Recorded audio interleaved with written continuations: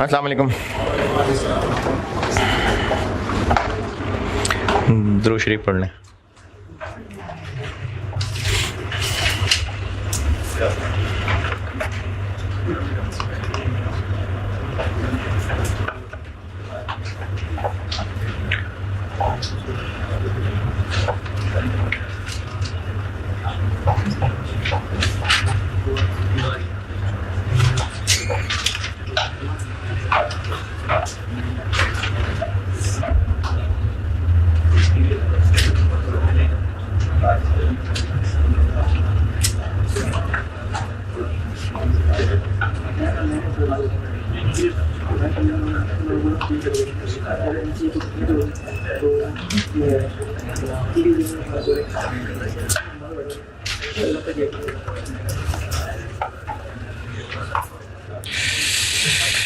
क्या बात थी कल?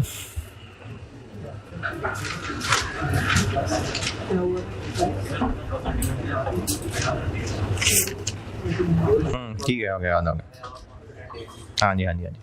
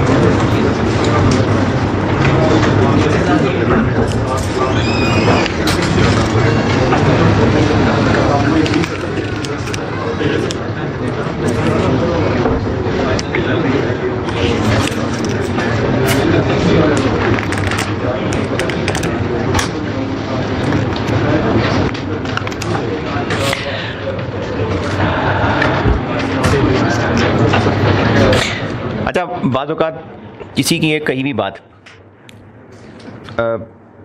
बहुत बड़ी मोटिवेशन का बाइस बन जाती है, बहुत बड़ी लाइफ चेंजिंग चीज़ बन जाती है। जैसे मैंने किसी स्टूडेंट को कोई बात की और मुझे याद भी नहीं रहा। कुछ साल बाद वो स्टूडेंट मिला, उसने कहा जी सर आपने मुझे उस दिन एक बात की थी, उसके बाद तो मेरी लाइफ चेंज हो गई, मेरा मोटिवेशन लेवल बहुत बढ़ गया, मैंने ये कर दिया, मैंने वो कर दिया, आपका बहुत शुक्रिया। और मैं सोच रहा हूँ मुझे तो याद भी नहीं मैंने क्या कहा था। फिर इसी तरह से आप दोस्तों के अंदर कभी किसी एक छोटी सी बात के ऊपर लड़ाई हो जाती है और जिसको वो बात कही गई थी वो उस बात का बुरा मान जाता है। तो मजाक करने वाला कहता है यार मैंने तो ऐसा कुछ नहीं कहा था। तो ये फैसला कौन करेगा कि जो बात की जा रही है वो बड़ी बात है कि छोटी बात है, या अच्छी लगने वाली बात है या बुरी लगने वाली बात है? जो रिसीविंग एंड पे है, जो रिसीविंग एंड पे जिसको वो बात बहुत बड़ी लग रही है, कहने वाले को शायद अंदाजा भी नहीं हो रहा और वो उसको इतना पॉजिटिव ले रहा है कि उसकी लाइफ चेंज हो रही है। इसी तरह से जो वो बात मजाक में कर रहा है, रिसीविंग एंड वाला उसको इतना पर्सनल ले रहा है। जैसे ये दोस्तों यारों के अंदर बॉयज़ की बात करूँ, गर्ल्स का क्या पता, बॉयज़ की बात कर रहा हूँ कि बातें करते करते जो है वो जो हमारी कौमी गालियाँ हैं वो भी दी जाती हैं। फिर इसके अलावा तेरा अब्बा, तेरा बड़ा भरा, इस तरह की ना, मतलब जो ज़रा इस तरह के सख्त लफ्ज़ हैं, तेरा अब्बा। अब ये जो तेरा अब्बा वाली बात है तो ये इंतहाई बदतमीज़ी है। लेकिन दो बहुत फ्रैंक दोस्तों के अंदर हो सकता है कोई हम यूज़ हो रही हो, और अगर एक एतराज़ कर भी देगा तो कहेगा तो वैसे कह रहा हूँ, दिल से तो मैं इज्जत करता हूँ तुम्हारे अब्बू की। तो अब वो जो रिसीविंग एंड पे है, मैंने शायद इस क्लास में बात की थी कि मैंने अपने दोस्तों के साथ ना, बड़े बेतकल्लुफ़ दोस्त भी हैं, तो उनके अंदर एक लिमिटेशन डिफाइंड है कि घर वालों के बारे में कोई ऐसी सख्त बात नहीं होनी चाहिए। नहीं एक्सेप्टेबल भाई, नहीं, मेरे लिए मेरे वालिद बहुत रिस्पेक्टेबल है, मेरे लिए एक्सेप्टेबल नहीं है कि तेरा अब्बा, नहीं एक्सेप्टेबल नहीं है बात। तो दोस्तों में ये फैसला कौन करेगा कि ये बात सख्त है नहीं है? जो रिसीविंग एंड पे। अच्छा, अब जो रिसीविंग एंड पे है उसको कोई बात बहुत बड़ी भी लग सकती है, कोई बात जो है वो छोटी भी लग सकती है। तो बात करने वाले के लिए एहतियात क्या है कि वो ये जाने कि रिसीविंग एंड वाले के लिए क्या लिमिटेशन है, उसको जानना पड़ेगा। अगर नहीं जानने की कोशिश करेगा तो नुकसान हो सकता है। और अगर वो रिसीविंग एंड वाला आपका गोइंग टू बी बॉस हुआ, इंटरव्यू में है आप इंटरव्यू दे रहे हैं, टॉप क्लास कंपनी में इंटरव्यू है, और वो आपका बॉस हो सकता है जो इंटरव्यू ले रहा है, उसको आपकी कौन सी बात बुरी लग रही है, कौन सी नहीं लग रही है, ये बात जाननी पड़ेगी ना। जाननी चाहिए कि नहीं जाननी चाहिए? क्यों जाननी चाहिए? क्योंकि आपने जिस टॉप क्लास कंपनी में आपको ओपनिंग मिल रही है उसका वो बॉस डिसीजन मेकर बनने वाला है। तो आप ये नहीं कह सकते यार मूडी आदमी है भाई, ये क्या बात है, कोई बात बुरी लग जाती है। नहीं, आपके लिए बात इंपॉर्टेंट है, इसलिए आपको जानना पड़ेगा कि उसके स्टैंडर्ड्स क्या हैं।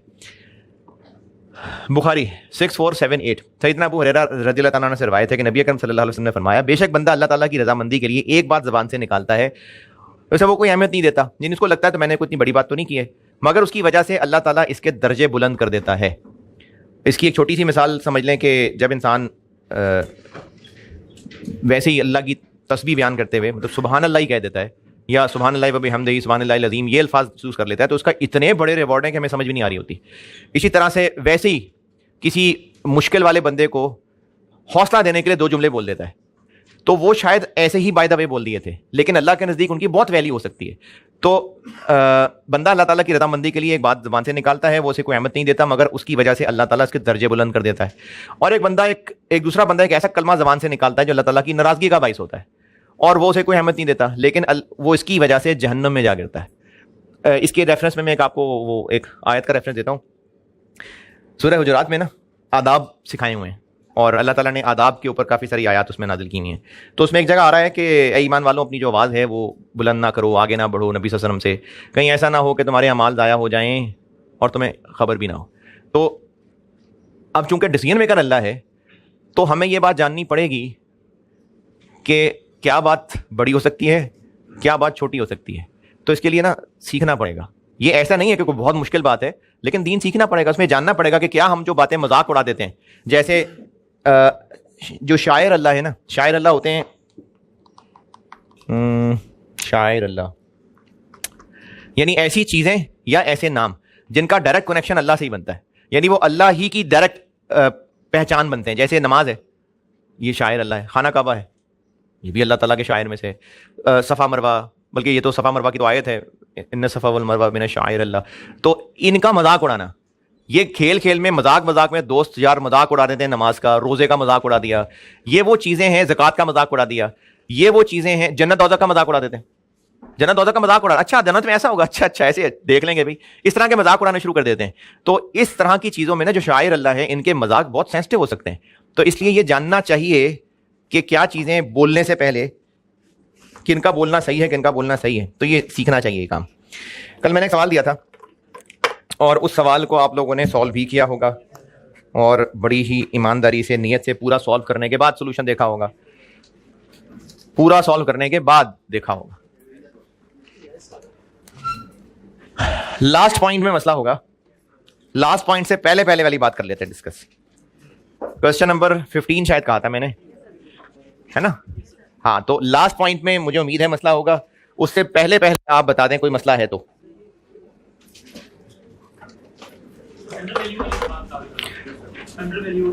ठीक है, ये ना दो टर्म्स याद रख लें, ये आपको सवालों में काम आ सकती हैं। जब किसी एसेट के बारे में कहा जा रहा है कि ये प्रॉपरली वैल्यूड है, प्रॉपरली वैल्यूड, तो इसका मतलब है जो इसकी बुक वैल्यू है वो सही है, फेयर वैल्यू भी उतनी ही थी। अगर किसी एसेट के बारे में कहा जा रहा है कि ये अंडर वैल्यूड है, वैल्यूड जो बुक्स में है, वैल्यूड अंडर बुक्स में कम है, तो अंडर वैल्यूड का मतलब है कि बुक्स में कम है, फेयर वैल्यू असल में ज्यादा है। और ओवर वैल्यूड, वैल्यूड मतलब जो बुक्स में है, और ओवर वो ज्यादा है। तो अंडर वैल्यूड का मतलब है कि बुक वैल्यू कम है, फेयर वैल्यू ज्यादा है, और ओवर वैल्यूड का मतलब है बुक वैल्यू ज्यादा है और फेयर वैल्यू कम है। और आपको बिल्कुल ज़बानी याद हो गया ना, कोई जरूरत नहीं लग रही किसी को लिखने की, फौरन याद, ऐसे याद हो जाता है फौरन। अंडर वैल्यूड का मतलब है बुक वैल्यू कम है, फेयर वैल्यू ज्यादा है। अंडर वैल्यूड का मतलब है बुक वैल्यू कम है, फेयर वैल्यू ज्यादा है। और ओवर वैल्यूड बुक वैल्यू ज्यादा है, फेयर वैल्यू कम है।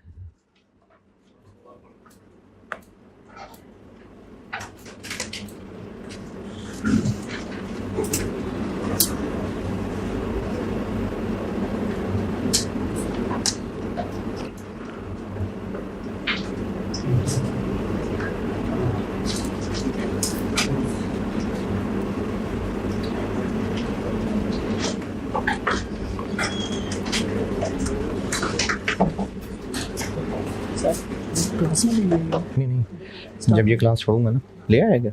अरे अच्छा चलो, मैं साहब उधर रखते हैं उस ऑफिस में, मैं आता हूँ।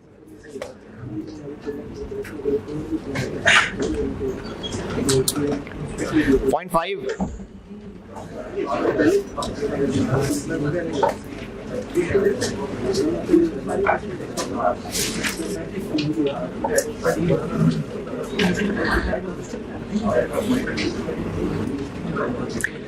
इधर गया।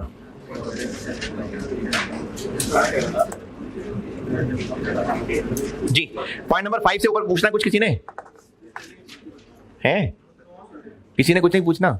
चले पॉइंट 5 बताता हूं। मुझे आप ना वैल्यूज बता दीजिए। इन्वेंट्री कितनी है? 12 और 10। और बता दें डेटर्स 10 और 12। और बता दीजिए क्रेडिटर्स 21 और 16। अच्छा, पी की रिटेन अर्निंग्स 71,000 और एस की रिटेन अर्निंग्स 37,000। चले, during the year S sold goods to P for 5,000, 25% markup पे ऑन क्रेडिट। लेकिन ईयर एंड तक ये चीजें पेरेंट को पहुंची नहीं थी, तो फिर आखिर में कहीं बेची होंगी। एस ने बेच दी तो एस ने एंट्री क्या की होगी? Debtor debit sales credit. तो एस के डेटर्स में ये है रिकॉर्डेड, लेकिन पी को ये गुड्स मिली नहीं, ईयर एंड तक नहीं आई, तो चोरी हो गएंगे रास्ते में। नहीं, गुड्स एंड ट्रांजिट है। जब गुड्स एंड ट्रांजिट है तो पी ने रिकॉर्ड नहीं की, तो अब कर लेते हैं। क्या कर ले रिकॉर्ड? इन्वेंट्री डेबिट और payable credit. Inventory debit, creditor credit. अब जो डिफरेंस का मसला था वो मसला ठीक हो गया। इसके डेटर्स में ये ऑलरेडी शामिल है, क्रेडिटर्स में नहीं था, अब हमने कर लिया। तो अब ये इंटर कंपनी बैलेंस है, तो 5 यहां से भी निकाल देते हैं, 5 यहां से भी निकाल देते हैं। पहले तो ये हरा और लाल लाल देखें अगर समझ नहीं आई बात। जी, पेरेंट ने एस ने पेरेंट को चीजें बेची थी, तो एस के डेटर्स में वो डेटर आ रहा होगा। पेरेंट ने वो चीजें अभी तक खरीदना रिकॉर्ड नहीं की, तो रिकॉर्ड कर लेते हैं इन्वेंट्री डेबिट क्रेडिटर क्रेडिट। पहले ये चीज पेरेंट के क्रेडिटर्स में नहीं थी, अब हम ले आए, तो इंटर कंपनी बैलेंस है, ये वो एलिमिनेट कर दिया। जी, ये मैं इसलिए बता रहा हूं क्योंकि आप ना हर एडजस्टमेंट को पूरा पूरा डेबिट क्रेडिट करें ना, तो सवाल कंट्रोल में रहेगा। जिसको ये जबानी समझ आता है कि ये ना दिखाएं और उधर प्लस माइनस कर दें, ठीक है कर दें। मैं तो इसलिए कलर भी इसलिए चेंज कर रहा होता हूं ताकि आपको ये बताऊं कि हर एडजस्टमेंट का डबल इफेक्ट क्या है। Debtor creditor okay. इन्वेंट्री में ये चीजें अभी अभी हमने ऐड की हैं, तो जब इन्वेंट्री में ऐड की हैं तो फिर यूआरपी भी है, अभी खुद ही तो ऐड की हैं, तो इसमें जो यूआरपी है फिर इन्वेंट्री से निकालना पड़ेगा और सेलर की रिटेन अर्निंग से माइनस। सेलर कौन था? एस, तो यहां से हो जाएगा लेस यूआरपी 5,000 और मार्कअप परसेंटेज क्या है? 25/125। 1,000 यहां से माइनस और 1,000 यहां से माइनस। ये था जी पॉइंट 5।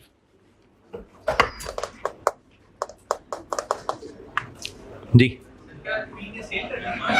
क्या पी ने आगे किसी को सेल कर दी? अभी कहां यार, अभी तो पहुंची नहीं बेचारे तक, हमने ही तो पहुंचाई है। अरे पहुंची ही नहीं तो सेल कहां से होनी है? पी के पास तो चीजें पहुंची नहीं थी, उसने रिकॉर्ड ही नहीं की थी, अभी हमने ही तो पहुंचाई है। अब ये हमने पी की इन्वेंट्री में कर दिया ना ऐड, तो इन्वेंट्री में आ गया है 5,000 जिसमें प्रॉफिट शामिल है, इसलिए यूआरपी है। और इस सवाल में क्या मसला है? कोई नहीं। चलें जी, अगली एडजस्टमेंट समझाता हूं। अच्छा, एडजस्टमेंट 4A जो है ना, ये मैंने भी वो बड़ा सा जो डब्बा है वो नहीं बताया, अभी वो बताना है। अगली एडजस्टमेंट पे आते हैं।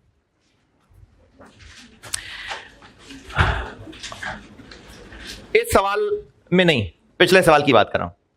पिछले सवाल में यानी 14 में 2,000 की फेयर वैल्यू एडजस्टमेंट का क्या किया था? ऐड की थी कहां? गुडविल की वर्किंग में नेट एसेट्स में ऐड की थी और ग्रुप एसओएफपी में रेलिवेंट एसेट में ऐड की थी। ग्रुप एसओएफपी में, ये मैं वो क्वेश्चन 14 की बात कर रहा हूं। ग्रुप एसओएफपी में 2000 पीपीई में क्यों ऐड किया था? पीपीई में यहां +2 किया था और गुडविल की वर्किंग में नेट एसेट्स के अंदर यहां 2000 ऐड किया था। यहां क्यों ऐड किया था? क्योंकि एक्विजिशन डेट पे हम जानना ये चाह रहे होते हैं, अच्छा गुडविल का कॉन्सेप्ट क्या है? गुडविल का कॉन्सेप्ट ये है कि पेरेंट ने जो पैसे दिए उस वक्त वो लोग जितनी इक्विटी के मालिक थे उससे जितने ज्यादा दिए। गुडविल में हम लोग ये जानना चाह रहे होते हैं कि पेरेंट ने जितने पैसे पे किए और जिन लोगों को ये पैसे दिए वो उस वक्त कितनी इक्विटी के मालिक थे, उनकी उस वक्त क्या औकात थी। तो इतनी इक्विटी के मालिक लोगों को इतने पैसे दिए तो जितने एक्स्ट्रा दिए वो गुडविल, ये कॉन्सेप्ट है गुडविल का। और उस वक्त वो कितनी वैल्यू के मालिक थे, इसके लिए बैलेंस शीट की वैल्यूज की बजाय फेयर वैल्यूज ली जाती हैं, इसलिए ये फेयर वैल्यू एडजस्टमेंट कल बताई थी। तो यहां पे नेट एसेट्स में ऐड और इधर पीपीई में क्यों ऐड? क्योंकि एस ने तो अपनी बुक्स में वो पुरानी वैल्यू चलाई है, लेकिन ग्रुप की ऐनक लगाते हैं तो इसकी 2000 वैल्यू ज्यादा थी, इसलिए यहां ऐड। ये थी लैंड। अगर ये कोई डेप्रिशिएबल एसेट होता तो एस ने तो अपनी बुक्स में पुरानी वैल्यूज ही चलाई है ना, और वो उन पुरानी वैल्यूज पे ही डेप्रिशिएट करता आ रहा है। ग्रुप के पॉइंट ऑफ व्यू से अगर ये कोई बिल्डिंग होती, कोई प्लांट होता, तो ग्रुप के पॉइंट ऑफ व्यू से इस प्लांट की वर्थ 2000 ज्यादा थी, तभी यहां ऐड किया है। तो अगर ग्रुप की नजर में ये एसेट 2000 ज्यादा वर्थ का है तो वो डेप्रिशिएट भी तो ज्यादा होना चाहिए। तो इस 2000 पे मजीद डेप्रिसिएशन भी चार्ज होगी। कितने अरसे की? 1 साल की, एक्विजिशन डेट से लेके आज तक की। और कहां प्लस कहां माइनस? रिटेन अर्निंग्स में माइनस, इधर या इधर? एस में के पी में? क्यों पी में? जाने दे यार, एस का एसेट है ये, इसलिए यहां से माइनस। एस का एसेट है ना, तो यहां से माइनस और पीछे माइनस। यहां से क्यों माइनस? क्योंकि हम अगर 2000 बढ़ा रहे हैं तो फिर डेप्रिशिएट भी और करेंगे। ये मैंने आपको 4B बता दी, 4B पढ़ लें, एडजस्टमेंट 4B सारी पढ़ लें। अच्छा सारी पढ़िएगा, खास तौर पे जो मैंने एंड पे एक टेढ़ी टेढ़ी सी लाइन लिखी है वो भी जरूर पढ़िएगा। वो टेढ़ी टेढ़ी लाइन ये लिखी है कि अगर ये नेगेटिव एडजस्टमेंट है तो यहां से भी माइनस और यहां से भी माइनस, तो अब डेप्शन का क्या करेंगे? अब वो ऐड बैक करेंगे, अब वो ऐड बैक करेंगे। 4B सारी पढ़ लें, 4B एडजस्टमेंट पढ़ लें।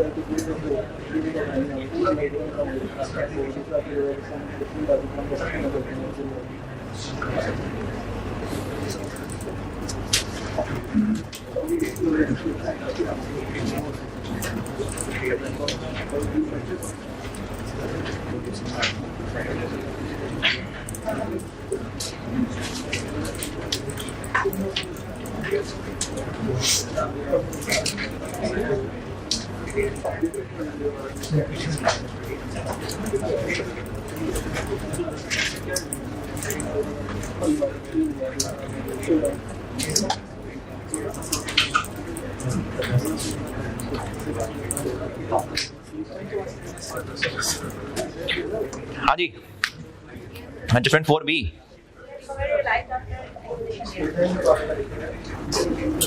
क्या?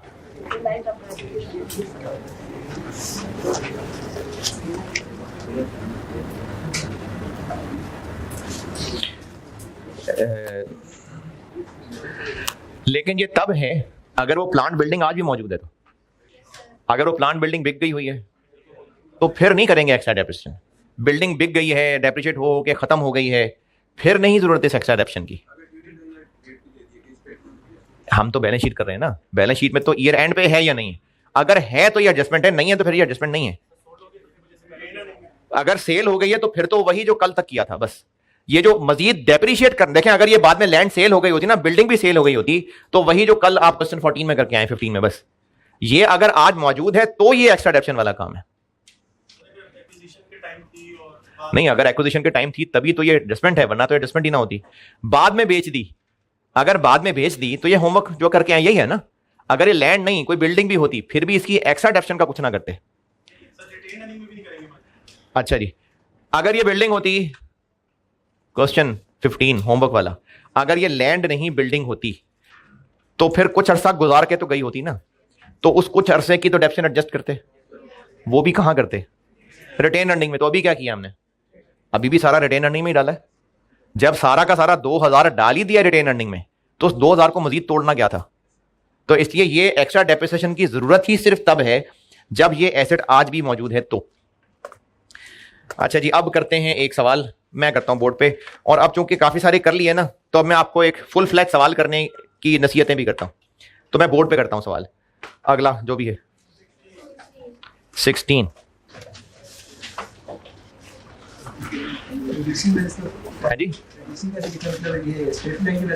नहीं मैंने तो मिसाल दी है स्ट्रेट लाइन से, रिड्यूसिंग से भी आ सकता है, मैंने तो मिसाल स्ट्रेट लाइन की। कॉन्सेप्ट क्या है, उस एक्स्ट्रा अमाउंट को तब से लेके आज तक डेप्रिशिएट कर दें। अगला सवाल पढ़ ले, मैं करता हूं बोर्ड पे।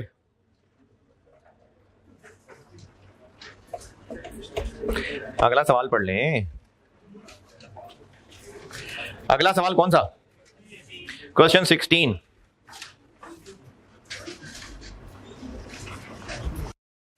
मैं बोर्ड पे करता हूं सॉल्व।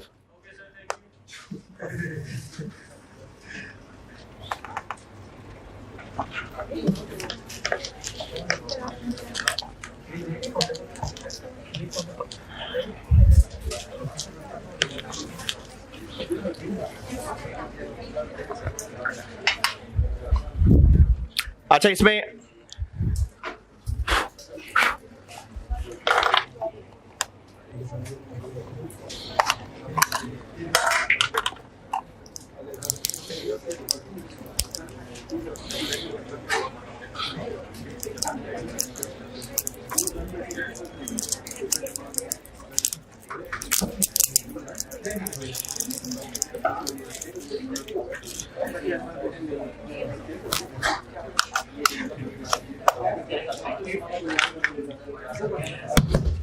इस बैलेंस शीट के सवाल में ना मेरी एडवाइस ये है कि अगर मैनेज कर सकते हैं तो सारा सवाल खोल लेना चाहिए, सारा सवाल फैला लेना चाहिए है? मतलब ये जो भी करने लगा, ये मैं कर रहा हूं क्वेश्चन 16। तो पी ग्रुप और कंसोलिडेटेड SOFP एज एट 30 जून 2019। नॉन करंट एसेट्स, अच्छा कर बेशक अभी भी ऐसे ही लेंगे कि गुडविल की वर्किंग पहले कर लें, लेकिन सारी वर्किंग्स साइमल्टेनियसली ओपन कर लेंगे और ये बैलेंस शीट भी साथ ही चला लेंगे। इसका फायदा क्या है वो मैं एडजस्टमेंट करता हूं तो बताता हूं। पीपीई 60 प्लस 70, और क्या है नॉन करंट एसेट्स में, इन्वेस्टमेंट्स हैं, नहीं है, नहीं वो एक तो है ही है, और भी है कोई, चले खैर है आदतन लिख लेते हैं 38 और बस। लेकिन सवाल में और नए हो सकते हैं इसलिए 2-3 लाइनें खाली छोड़ देते हैं। करंट एसेट्स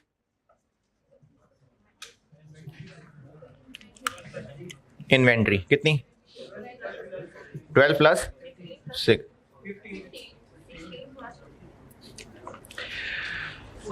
इन्वेंट्री 12 और 15, डेटर्स 21 और 13, और कैश कितना 5 और 7, और बस इक्विटी। इक्विटी में कैपिटल होता है सिर्फ पेरेंट का, और अभी तो मैं यहां लिख देता हूं लेकिन कल से जो एडजस्टमेंट पढ़ा दूंगा उसमें फिर यहां पे भी एक चीज इजाफी आ जाएगी 54। कल मतलब अगली क्लास में जो एडजस्टमेंट पढ़ा दूंगा ना, तो उसमें फिर कैपिटल के अंदर भी ये चेंजेस आया करेंगे। और क्या है? Premium 5,000, other reserves working 2, retained earnings working 3, NCI working 4। आगे नॉन करंट है नहीं। अच्छा, इस सवाल में तो मुझे पता है वाकई नहीं है, लेकिन फिर भी ना एहतियातन आपने नॉन करंट की सवाल में बेशक हेडिंग नहीं है, उसकी जगह रखिएगा। इसमें मुझे पता नहीं है इसलिए मैं नहीं रख रहा जगह, अदरवाइज उसकी भी जगह रखनी है। क्या है करंट लायबिलिटीज में? Creditors 14 plus 17। तो बैलेंस शीट का फॉर्मेट बना दें, सारी लाइनें लिख लें, हर हेडिंग में एक दो लाइनें एक्स्ट्रा छोड़ दें, कोई नई चीज भी आ सकती है। नॉन करंट लायबिलिटीज नहीं है फिर भी हेडिंग देके उसकी जगह रख लें, नई चीज हो सकती है। और जो P प्लस एस कर करके ब्रैकेट में रख लें, फिर इसकी जगह खाली छोड़ के मतलब ये काम यहीं छोड़ा, working 1 goodwill, other reserves, retained earnings. NCI तो आखिर में ही बनती है, तो उसकी तो कोई जरूरत भी नहीं है कि हम पहले बना लें, बाकी चीजें ज्यादा जरूरी हैं। एनसीआई में वो 2 लाइनें 3 लाइनें ही रहती हैं, जो मर्जी हो जाए, तो उसको कोई जल्दी बनाने की जरूरत नहीं है, वो मैंने आखिर के लिए छोड़ दी।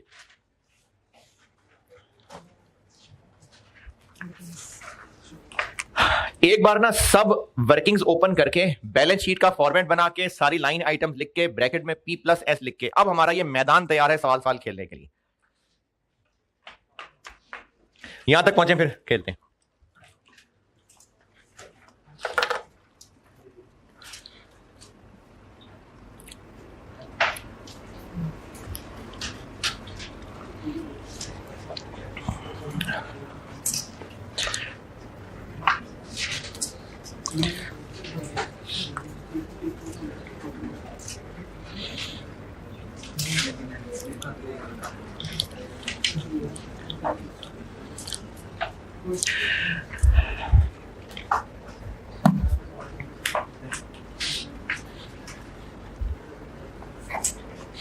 अच्छा, ये रिकॉर्डिंग वाले बच्चे जो है ना, इनके लिए एक बात है कि FAR2 FAR1 कॉस्ट और इनके दोनों के 2-2 group, 6 group, reporting BFD 4 group, 10 group. इन 10 ग्रुप्स में ना मैंने देने होते हैं स्टूडेंट्स के जवाब। अब आप लोग जब सवाल पूछते हैं ना फालतू, मेरा लेक्चर नहीं चल रहा, दूसरा मेरा भी नहीं चल रहा, तेरा चल रहा है, हाँ चल रहा है, ओ अच्छा ओके, फिर जी, फिर यस, फिर स्माइली, ये करते करते 10 मैसेजेस ये हो गए। फिर उसके बाद एक ही सवाल जो है ना वो कितने दिन तक बार बार ग्रुप्स में चलता रहता है। उससे ना नुकसान ये हो रहा है कि इतना रश मचा रहता है मेरे ग्रुप्स के अंदर कि मैं टाइमली ना रिस्पॉन्ड नहीं कर पा रहा। तो उसमें एक तो ये कि कोशिश करें कि फालतू सवाल ग्रुप में ना करें।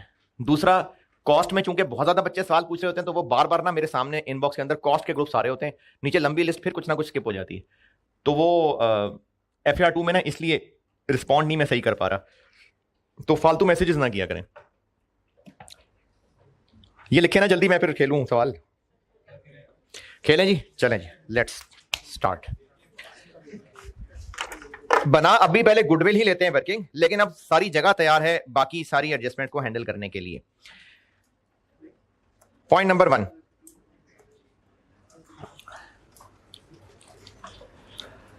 पॉइंट नंबर 1 में 55% शेयर्स खरीदने का जिक्र है, और कितने के खरीदे बताया हुआ नहीं, तो फिर वही 38 इन्हीं ही के होंगे। तो यहां पर हम ले लेते हैं इन्वेस्टमेंट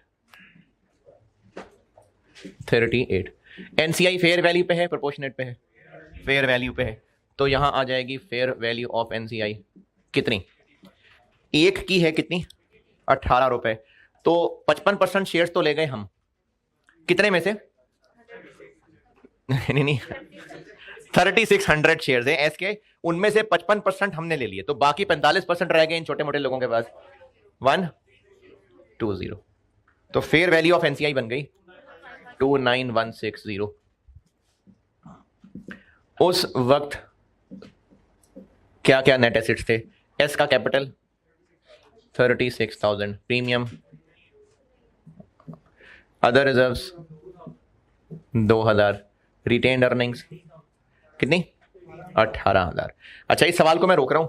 कल जब मैंने आपको फेयर वैल्यू एडजस्टमेंट का कॉन्सेप्ट सिखाया था, किसी ने अगर वैल्यूज नोट की थी तो मुझे वैल्यूज बताइएगा। एस की बैलेंस शीट में मैंने एसेट्स क्या लिखे हुए थे, 60 शायद। कल जब फेयर वैल्यू का कॉन्सेप्ट बताया सारा 60 लिखे थे, कैपिटल 25 और क्या था, प्रीमियम लिखा था 4000, रिटेन अर्निंग लिखी थी 22,000, लाइबिलिटीज 9,000।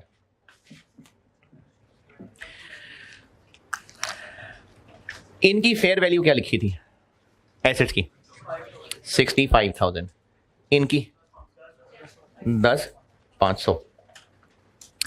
कितना इंक्रीज था 5,000 का एसेट्स में और 1,500 का लाइबिलिटीज में।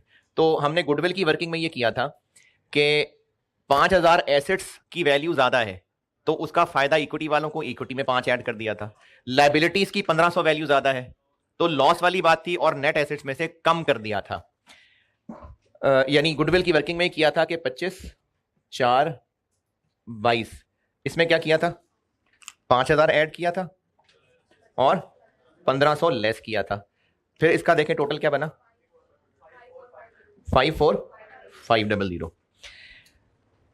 ये है फेयर वैल्यू ऑफ एसेट्स, ये है फेयर वैल्यू ऑफ लाइबिलिटीज। इनका नेट करिए 54,500। ये यही क्यों आ गया, हाँ सही है, क्योंकि 60 और 9 का नेट ही इक्विटी है, ये इक्विटी की बुक वैल्यू है। और जब हम एसेट्स और लाइबिलिटीज की फेयर वैल्यू में जो भी डिफरेंस है वही गेन लॉस हम यहां डाल रहे हैं। जो इनकी फेयर वैल्यू और लाइबिलिटीज की फेयर वैल्यू में डिफरेंस है उसी को हम गेन लॉस यहां अपडेट कर रहे हैं ना। तो जो इस 60 और 9 में फर्क आ रहा है वही फर्क हम इनमें कर रहे हैं एडजस्ट। इसलिए ये टोटल यही बनेगा जो हम एसेट्स की फेयर वैल्यू और लाइबिलिटीज की फेयर वैल्यूज का नेट कर लें। ये क्या कहलाते हैं इक्विटी और दूसरा नाम नेट एसेट्स। तो इसको हम क्या कह सकते हैं नेट एसेट्स की फेयर वैल्यू। क्यों, क्योंकि एसेट्स की फेयर वैल्यू लाइबिलिटीज की फेयर वैल्यू को नेट कर लें तो नेट एसेट्स की fair value. Conclusion, net assets की फेयर वैल्यू का मतलब है कि फेयर वैल्यू एडजस्टमेंट डाल लेने के बाद जो टोटल आएगा। नेट एसेट्स की फेयर वैल्यू, इसमें फेयर वैल्यू एडजस्टमेंट डाल लेने के बाद जो चीज आ रही है वो है fair value of net assets.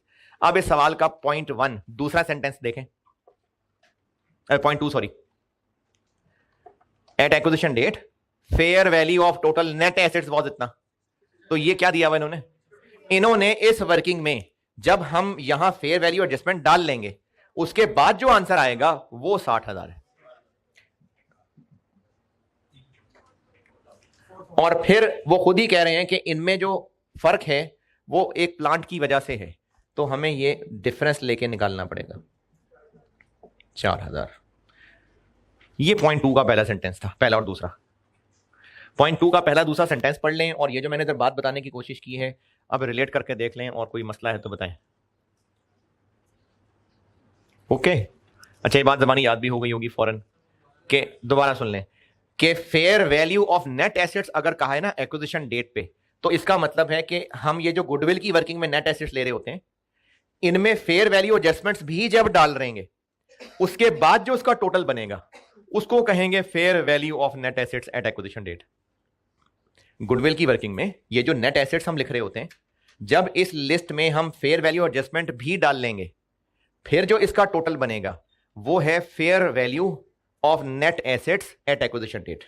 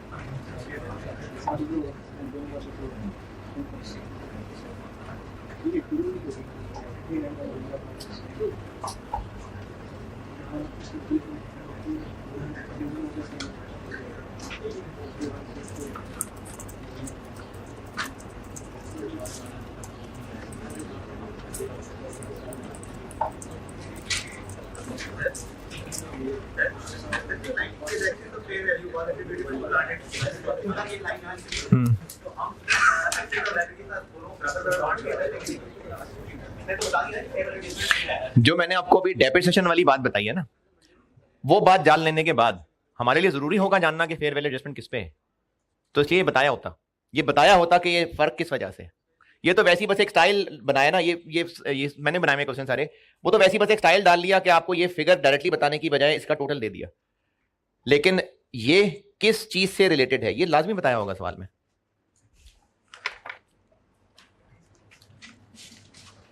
Point 2 2 sentence, okay. तीसरा सेंटेंस, नहीं सॉरी, इसका क्या करें, 4000 यहां ऐड और ये यहां ऐड। तो ये बैलेंस शीट और वो वर्किंग सारी इसलिए ओपन की थी कि अगर हम सिर्फ गुडविल की वर्किंग से सवाल शुरू करते ना तो बैलेंस शीट तक पहुंचते पहुंचते ये भूल गया होता। तो इसलिए सारा साथ ही चलाना शुरू कर देंगे तो एडजस्टमेंट्स बेहतर तरीके से हैंडल हो जाएंगी।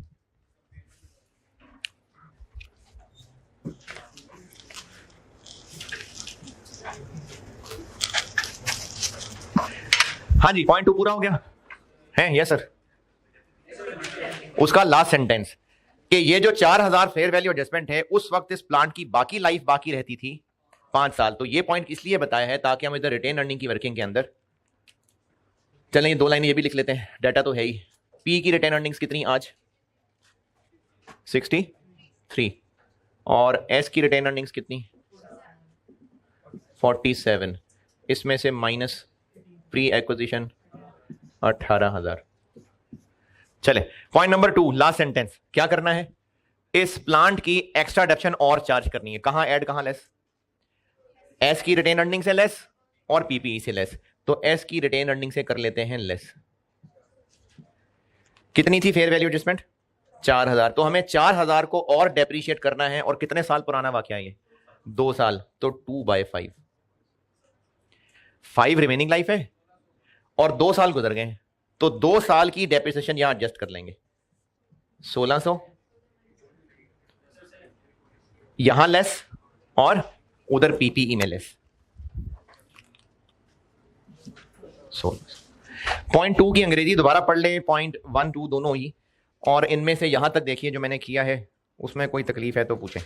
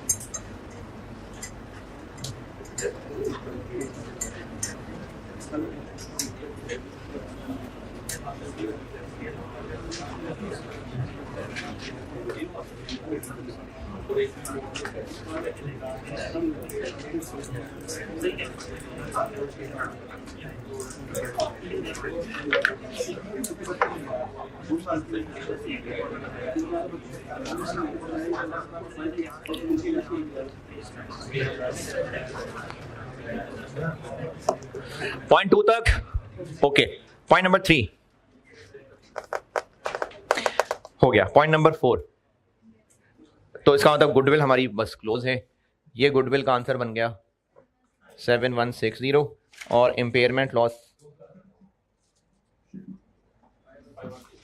2000। यहां से लेस और यहां से लेस और रिटेन अर्निंग से लेस। कहां से? क्योंकि एनसीआई फेयर वैल्यू पे है इसलिए यहां से लेस।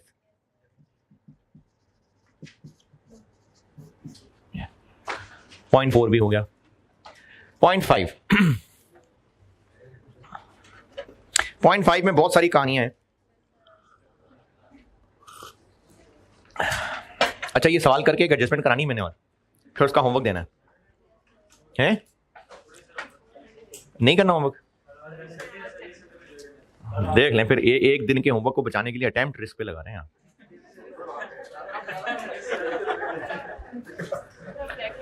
नहीं, मैं ब्लैकमेल क्या कर रहा हूं?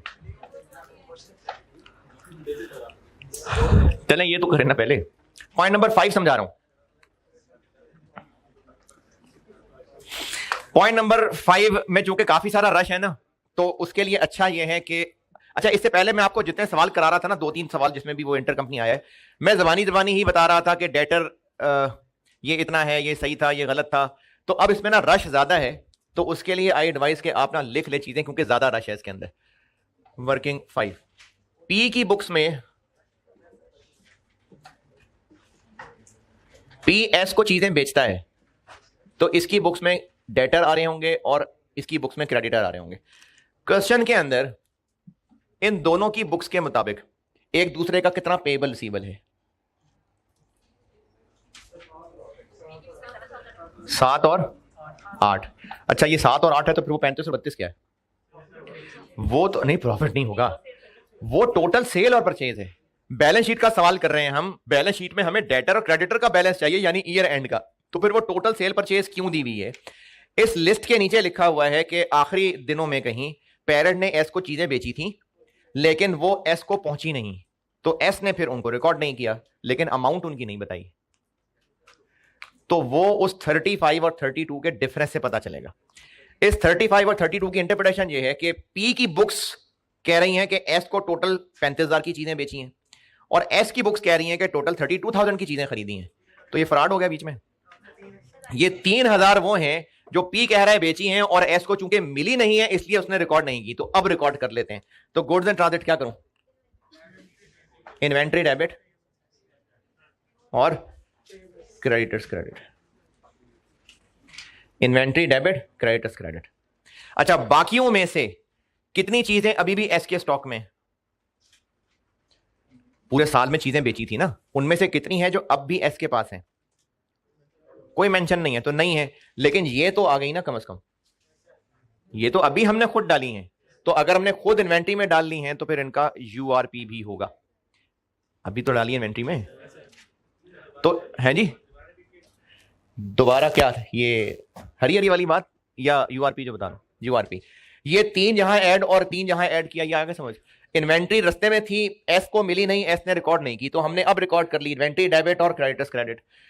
अभी ये जो इन्वेंट्री में खुद शामिल किया, अभी खुद किया यहां, तो इसमें यूआरपी भी होगा ना। फिर अभी जो होमवर्क वाला सवाल डिस्कस किया, तो इस 3,000 में फिर यूआरपी की एडजस्टमेंट भी है। सेलर कौन है? पी। तो यहां से लेस हो जाएगा यूआरपी। 3,000 20/120। सेलर के प्रॉफिट से लेस, सेलर के प्रॉफिट से लेस और इन्वेंट्री से लेस।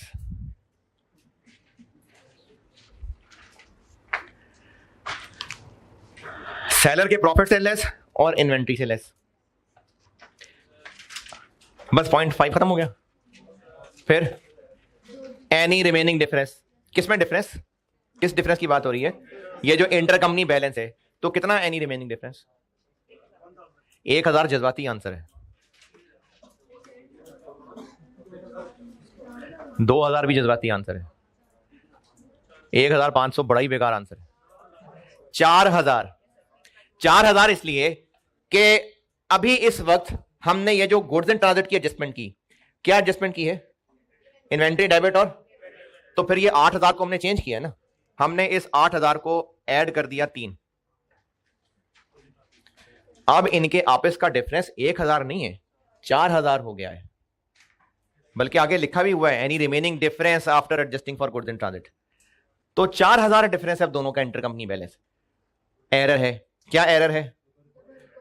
पेरेंट को पैसे मिले थे और पेरेंट ने उन पैसों की एंट्री करनी थी कैश डेबिट और डेटर क्रेडिट, वो 2 दफा कर गया एंट्री। कितने से? अमाउंट तो बताई नहीं, यही इसी की बात हो रही है। तो वो 4,000 से 2 दफा एंट्री कर गया, तो 1 दफा कर देते हैं रिवर्स।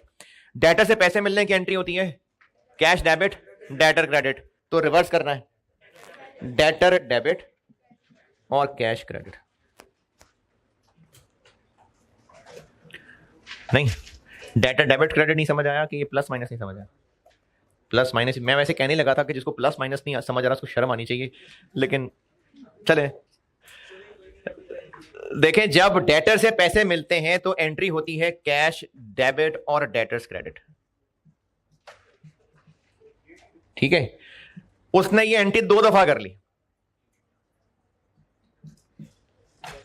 तो एक को रिवर्स कर देते हैं। अब जब रिवर्स करेंगे तो डेटर वापस डेबिट, डेबिट करेंगे तो डेटर बढ़ेगा, कैश क्रेडिट तो कैश कम हो जाएगा। तो अब ये एरर ठीक कर लेने के बाद डेटर हमने डेबिट कर दिया, एरर ठीक कर देने के बाद 0.5 तो हो गया खत्म। लेकिन हमारी इस वर्किंग से अब हमें समझ आ रहा है कि अब दोनों का बैलेंस, सोहेल ये इधर इस कैंपस में हो रहा है कि साथ वाली बिल्डिंग में कहीं बेसमेंट में हो रहा है? अब ये जो 11-11 है इसको उड़ा देंगे, तो यही उड़ा हुआ इसी को काट दें।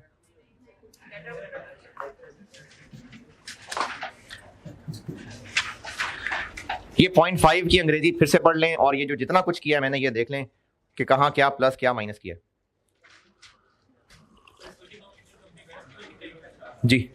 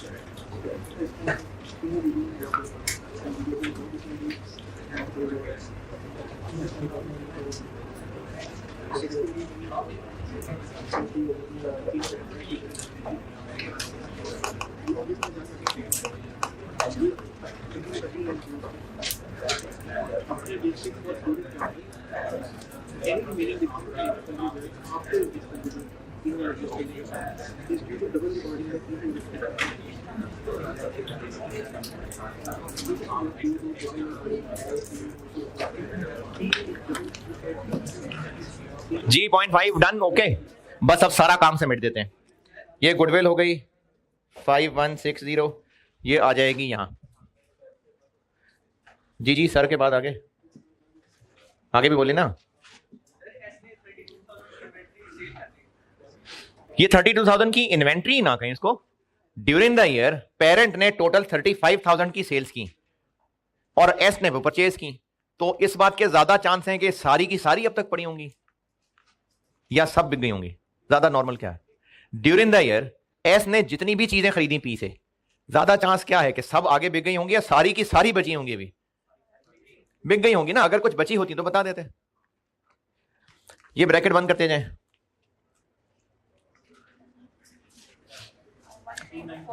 132,400, इन्वेस्टमेंट खत्म, गुडविल आ गई 5160, इन्वेंट्री कितना 29,500, डेटर्स 27,000, कैश 8,000 टोटल। बस कंप्लीट हो गया ना, तो ब्रैकेट बंद करते जाते हैं।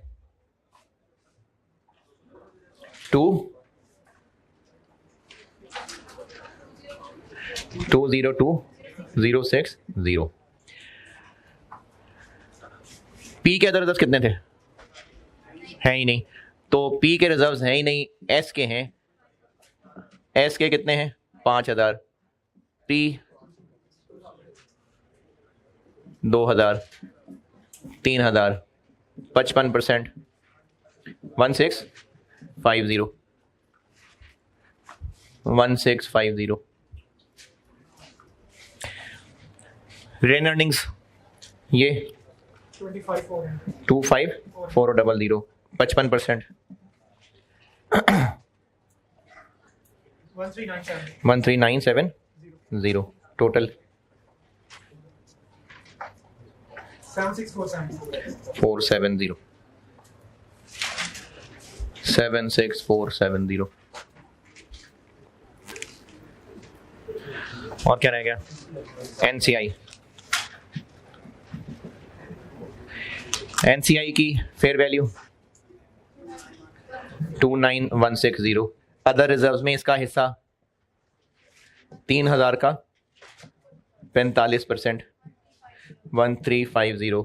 रिटेन्ड अर्निंग्स 25,400 का 45%, 430,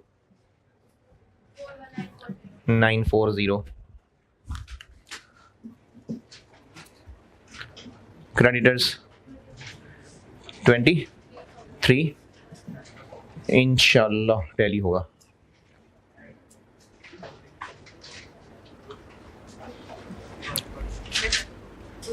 202060।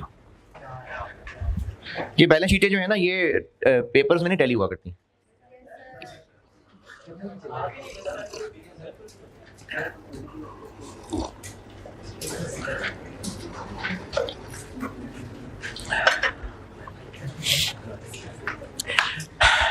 ये सोहेल जरा स्लो स्लो करके ना रोक रोक के ये सारे फ्रेम कवर कर लो। एक एडजस्टमेंट करा रहा हूं मैं अभी। हाँ जी एक एडजस्टमेंट हो रही है अभी, कोई बात नहीं, खड़ा रहने दें।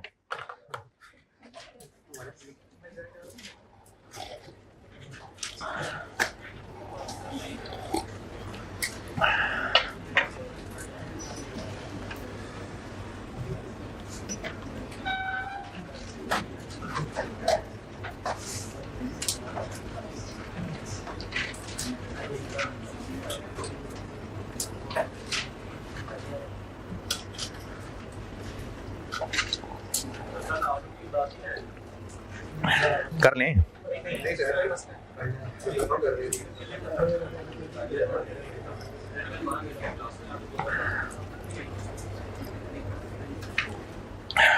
नहीं कल कॉस्ट मैंने डबल पढ़ानी है, वो भी जीटी वालों को अलग, गुलवर्ग वालों को अलग।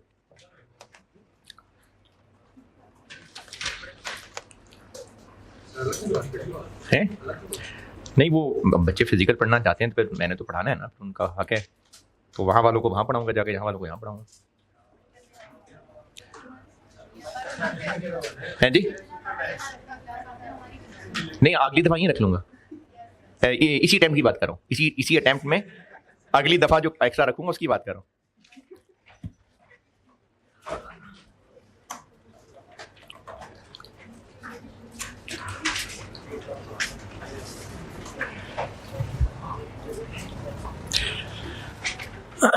बड़ी देर लगाते हैं यार लिखने में।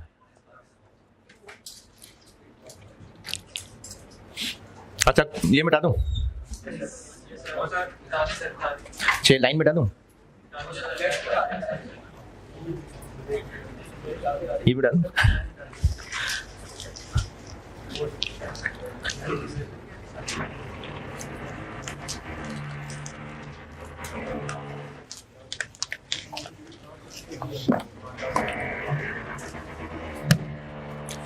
ये कौन सा, ये क्या हुआ इसको? ना यार ऐसे ना करें, यहाँ तो है, क्या करूँ?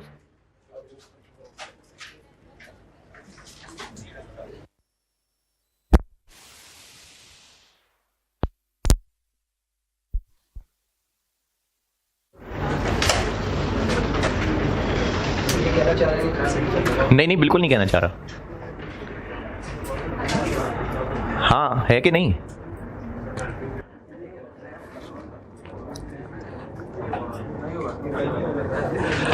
हाँ भाई सोहेल ठीक है। इस प्लांट की फेयर वैल्यू एडजस्टमेंट 4,000 की है, और इसमें आपको 4,000 की बजाय ये भी बताया हो सकता था कि ये 12,000 है और ये 16,000 है, तो फिर इनका डिफरेंस ले लेते, तो आपको उन्होंने खुद ही बस 4,000 बता दिया। अच्छा ऐसा हो सकता है कि प्लांट फुली डेप्रिशिएट हो चुका हो, लेकिन हो अभी भी एस के पास मौजूद, बुक वैल्यू 0 हो सकती है, फुली डेप्रिशिएटेड यूज हो रहा है, और उस बचे कुचे की भी फेयर वैल्यू अगर 4,000 होती तो भी ऐसे ही करते हैं ना। क्या करते हैं? नेट एसेट्स में ऐड और रेलेवेंट एसेट में ऐड, और तब से लेके अब तक डेप्रिशिएट करते हैं। नहीं वो तो एस ने फुली डेप्रिशिएट कर रखा था ना, ग्रुप की नजर में उसकी वैल्यू 4,000 और बढ़ा ली, तो उस 4,000 को तो करते डेप्रिशिएट, इस फेयर वैल्यू एडजस्टमेंट को तो करना ही पड़ेगा ना डेप्रिशिएट, तो वो करते।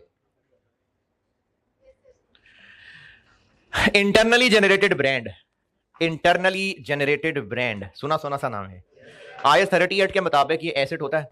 नहीं होता। तो वो तो इंटरनली जनरेटेड गुडविल भी नहीं होती, फिर उसको हम ग्रुप बैलेंस शीट में क्यों लिखते हैं? क्योंकि ग्रुप पॉइंट ऑफ व्यू से वो परचेज बन जाती है। क्यों परचेज बन जाती है? क्योंकि उसके पैसे दिए होते हैं। इसी तरह से अगर कंपनी एस का कोई इंटरनली जनरेटेड ब्रांड था, इंटरनली जनरेटेड ब्रांड था बड़ा मशहूर, लेकिन इंटरनली जनरेटेड था, तो एस की बैलेंस शीट में आ रहा था। जब एस क्यों नहीं आ रहा था? IAS 38 ने मना किया है। लेकिन जब उन पुराने लोगों ने अपने शेयर्स बेचे होंगे तो उनको इस बात का पता है कि हमारा ब्रांड बड़ा मशहूर है, तो वो उसके पैसे नहीं चार्ज करेंगे, करेंगे चार्ज। तो वो जो पेरेंट उसके भी एक्स्ट्रा पैसे दे रहा होगा, वो भी गुडविल है? दोबारा सुने, पेरेंट ने जब शेयर्स खरीदे तो एस की बैलेंस शीट में ब्रांड नहीं आ रहा था क्योंकि इंटरनली जनरेटेड था, लेकिन था बहुत वैल्यूएबल, बहुत फेमस था। तो जब उन लोगों ने पी को अपने शेयर्स बेचे होंगे तो गुडविल के नाम पे जो एक्स्ट्रा पैसे ले रहे हैं, तो उस ब्रांड के भी तो अच्छा खासे पैसे लेंगे। तो वो जो पैसे पी पे कर रहा होगा वो भी गुडविल का ही हिस्सा बन जाएगा? नहीं, अब वो ब्रांड एसेट बनेगा क्योंकि अब वो परचेज्ड बन गया। तो एस के ऐसे इंटेंजिबल एसेट्स जो एस की बैलेंस शीट में नहीं थे, लेकिन इसलिए नहीं थे कि वो इंटरनली जनरेटेड थे, अगर परचेज्ड होते तो होते, उनको चूंकि पेरेंट पैसे दे रहा है तो ग्रुप बैलेंस शीट में इज्जत के साथ एसेट बनाया जाएगा। ओके? और उसको कैसे अकाउंट फॉर करें वही समझाने के लिए मैंने आपको ये चीज बताई थी।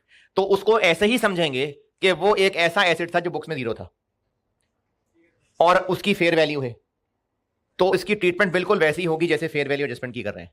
क्या ट्रीटमेंट करें?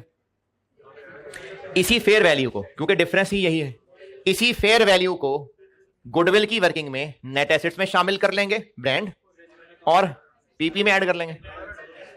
अलग से इंटेंजिबल एसेट्स की लाइन लाएंगे अगर नहीं थी तो, यहां ऐड और यहां ऐड, और इस बात को जितना अरसा गुजर गया उतने अरसे की एमोर्टाइजेशन भी चार्ज करेंगे।